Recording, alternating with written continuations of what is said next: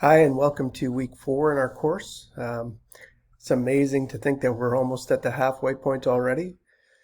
This week we're going to be focused on Jesus and the New Testament. Jesus is obviously the most important person within Christianity. Christians follow the teachings of Jesus. Christians believe that Jesus was fully God, that Jesus died and rose from the dead, and so it's pretty integral person within Christianity. You have 2 chapters to read and write this week. I think you'll find them to be interesting, and I look forward to the conversation in the discussions. I've also got you reading little passages from all 4 of the Gospels: Matthew, Mark, Luke, and John.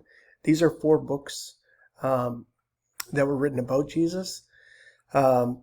These weren't biographies like we think of biographies in the present day.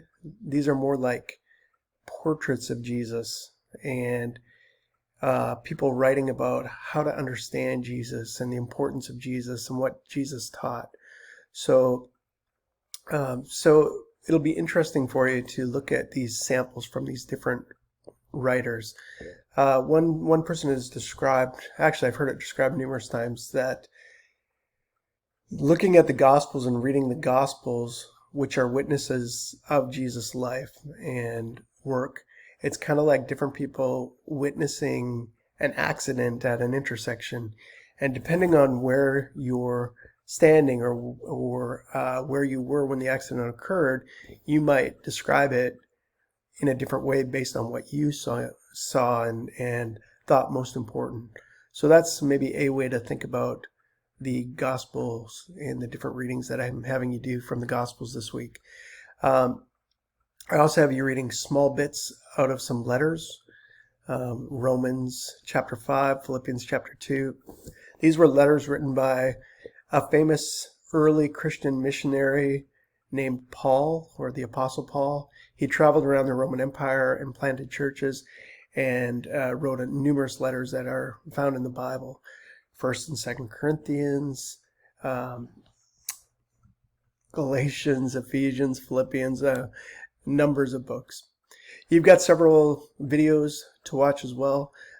Note that Jesus spent most of his time teaching. He lived 33 years. The Gospels record the final 3 years, basically, of his life and ministry and focus on the work that he did, sometimes miraculous works that he did, crowds that gathered around him, but especially his teaching about what God cares about. So Jesus regularly says, the kingdom of God is like this, and then tells a story about what God's kingdom is like. And it's God's care for those who are on the margins, and God's care for and love for everyone. So the most important, probably the most famous verse in all of the Bible comes from the Gospel of John, chapter 3, verse 16, where we read, God so loved the world that he gave his only son to die, basically, for us, so that everyone who believes in Jesus will not perish eternally, but will have eternal life.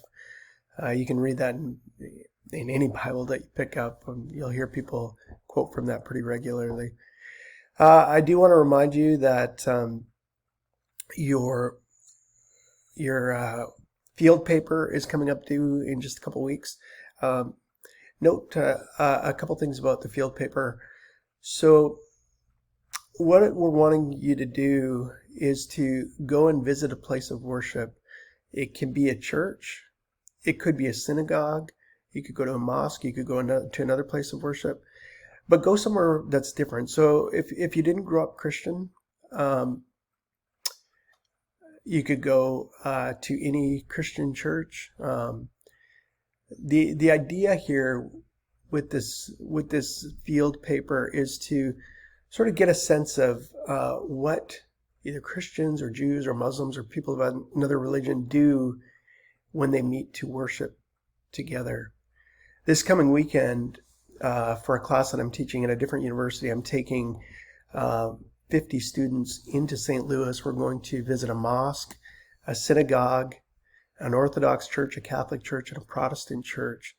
We're going to meet with pastor, priest, a rabbi, and an imam, and they're going to talk to us, kind of have a back and forth time.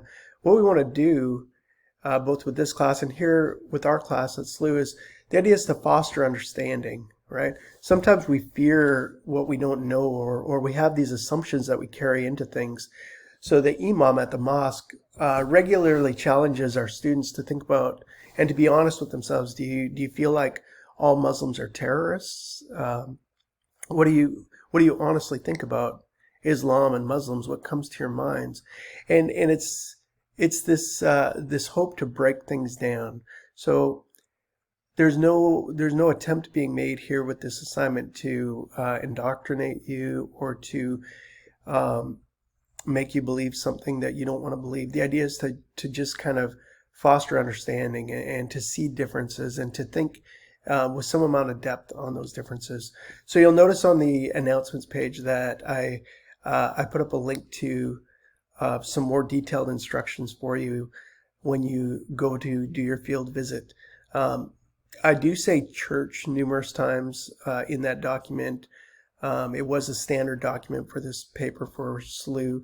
They haven't given us a new one yet, but just note that you can go to another place of worship. It doesn't have to be a church or a cathedral. It could be a synagogue. It could be a mosque. So just be aware of that. Look forward to interacting with you in the discussions this week.